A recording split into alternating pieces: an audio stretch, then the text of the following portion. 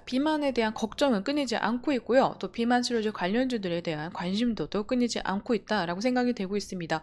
저는 이 바이오 섹터에 비만 치료제가 이 새로운 바람을 불어줄 수 있는 분야다라고도 생각이 되고 있는데요.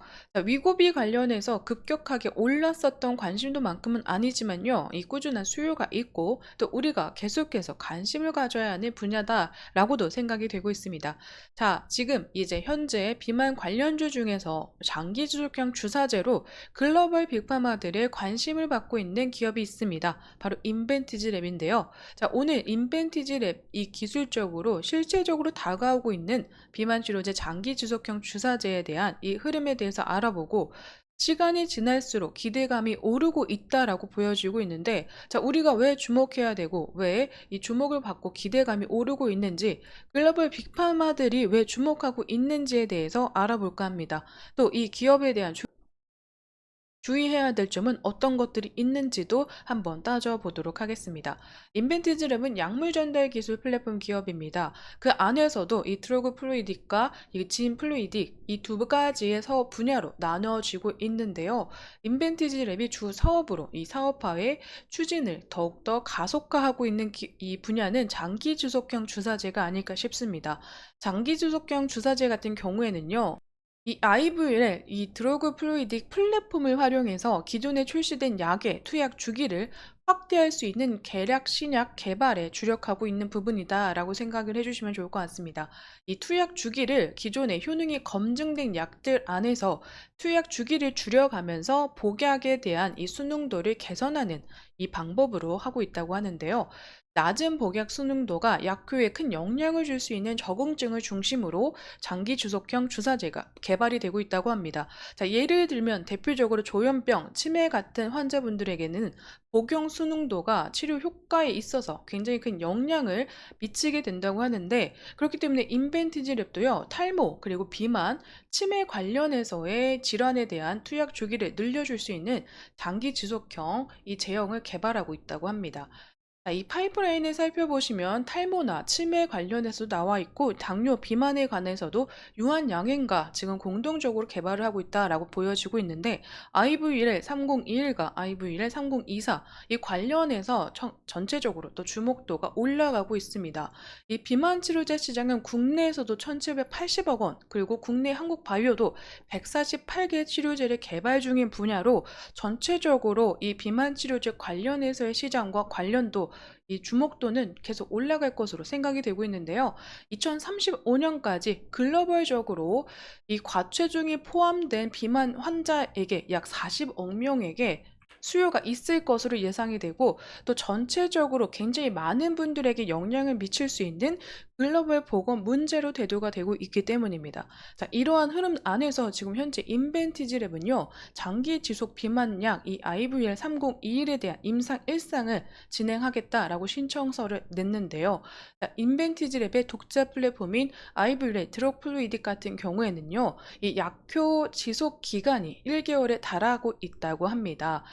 또 전체적으로 장기 지속형 주사제들이 공통적으로 해결해야 되는 문제로 지금 언급이 되고 있는 약물 방출, 초기 급격한 약물 방출에 대한 문제점을 해결했다고 보여지고 있는데, 장기 지속형 주사제에 가장 많이 사용이 되고 있는 기술은 마이크로스피어라는 기술입니다. 이 마이크로스피어라는 기술 같은 경우를 이 IVL 드러그 플루이딕은 마이크로 플루이딕 이 기반으로 한 약물 전달 플랫폼으로 개발을 시킨 건데요. 이 플랫폼은 마이크로스피어의 품질을 높여서 이 초기 급격한 약물 방출로 인해서 나타나는 부작용에 대한 문제를 해결했다고 보여지고 있습니다. 이 미세 유체 역학 마이크로 플루이딕 이 기술을 활용해서 이 구형의 고분자 미립구 마이크로 피어에 대한 이 성분을 체내에 서서히 분해가 되면서 내부에 탑재된 약물을 목표 기간 동안 일정하게 방출되도록 설계한 장기 지속형 주사제 개발 플랫폼입니다. 자, 이 기술을 전 세계적으로 좀 글로벌 빅파마들이 주목하고 있는 부분이다라고 생각해 주시면 좋을 것 같은데요. 약효 지속 기간은 1개월에서 12개월까지 확대될 수 있기 때문에 장기간으로 복용해야 되는 만성 질환, 난치성 질환을 가지고 계신 분들과 또 환자 스스로 이 약물 복용 여부를 파악하기 어려운 이 치매 환자분들, 또 이 투약을 중단했을 경우 위험이 있는 정신질환 등의 효과적으로 치료할 수 있는 부분이 나타나고 있기 때문에 더욱더 주목을 받고 있다라고 생각이 되고 있습니다. 지금 현재 아이브유렐 이 3021 같은 경우에는요, 세마글루타이드라는 성분을 가지고 개발하고 있는데, 이 부분에서도 이 PK 프로파일의 안정성을 나타냈지만, 현재 일라이릴리가 개발하고 있는 비만 치료제 제파운드의 성분 이 파타이드를 활용한 이 파이프라인에서도 1개월 이상 유지가 되고 있는 안정적인 PK 프로파일을 확인한 것으로 알려졌다고 합니다. 안정적인 PK 데이터는 다른 적응증의 파이프라인에서도 일관적으로 나타나고 있기 때문에 이 기술 이전에 대한 관심도가 올라가고 있다고 생각이 되고 있습니다. 이에 따라서 인벤티지랩은 글로벌 빅파마들과 라이센스 아웃 계약을 현재 진행하면서 전체적으로 기술 이전에 대한 매출 이 증대를 위한 수익성 개선에도 노력을 하고 있다라고 생각이 되고 있는데요. 자, 비만 치료제 시장 성장에 따라서 이 롱 액팅 인젝션 같은 이 장기 지속형 주사제에 대한 관심도가 올라가고 있다고 합니다.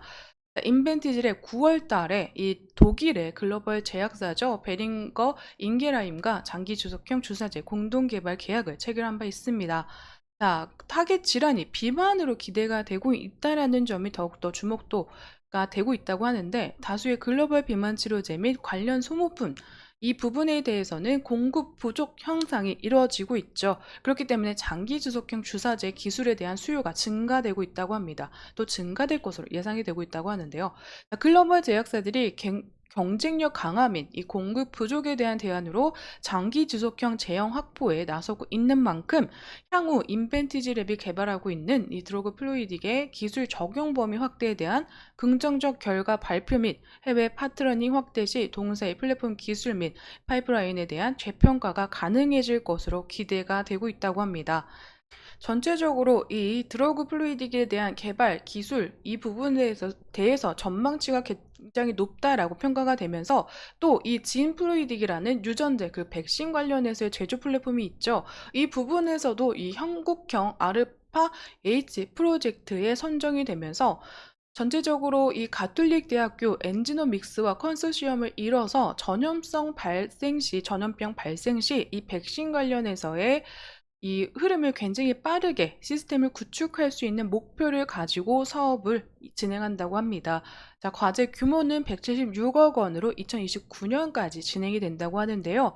자, 이 부분에 대해서는요, 중앙 집중식 이 생산 시설에 의존했었던 기존 백신 생산 구조에서 벗어나서 소규모 그리고 이동형 이 모듈을 통해서 필요한 지역에 굉장히 신속하게 백신의 생산과 공급을 가능하게 한다고 합니다. 자, 팬데믹 대응력을 획기적으로 향상시킬 수 있는 중요한 전환점이 될 것으로 전망이 되고 있어서, 이 부분도 국내뿐 아니라 글로벌적인 관심도가 올라가지 않을까라고 생각이 되고 있습니다.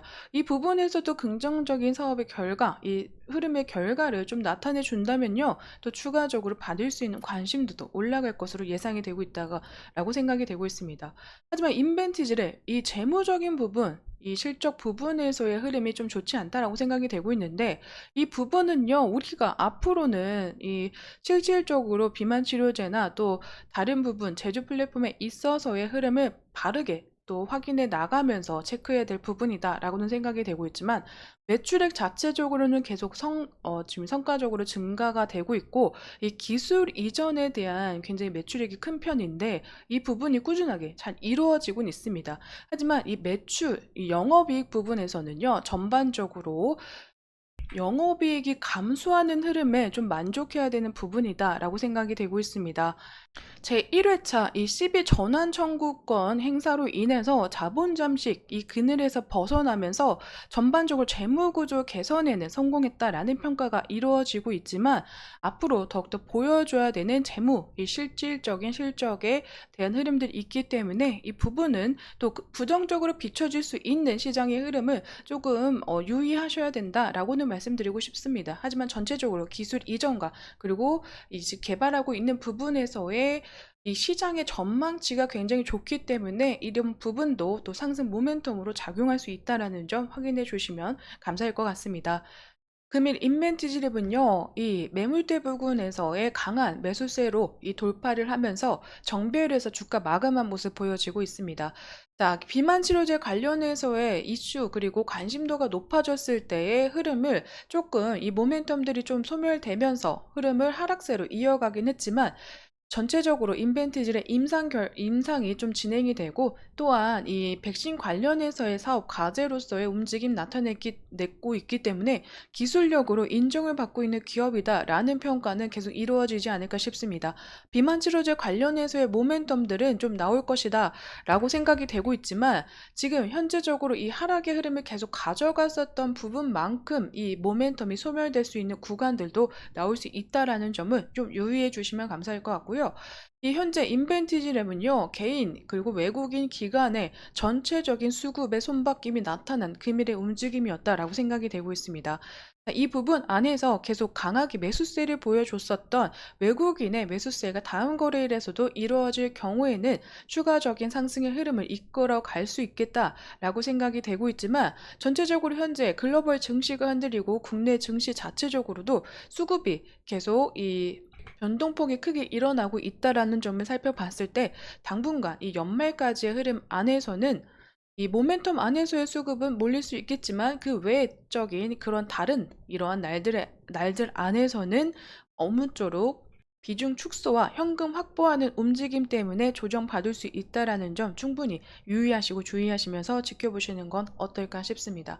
전체적으로 실체가 더욱더 오고 있는 인벤티지 랩의 기술력과 이 성분 약물이다라고 생각이 되고 있어서 추후에 관심을 받고 또 상승으로 이끌어줄 수 있는 모멘텀 충분히 나올 수 있다라고는 생각이 되고 있기 때문에 이 인벤티지에 조금 더 관심 있으신 분들은 이 정보 같은 거 기사를 통해서 추가적으로 이 상승 모멘텀 나올 때의 단기적인 이 수급과 거래량 확인하시면서 지켜보시는 것도 추천드리도록 하겠습니다.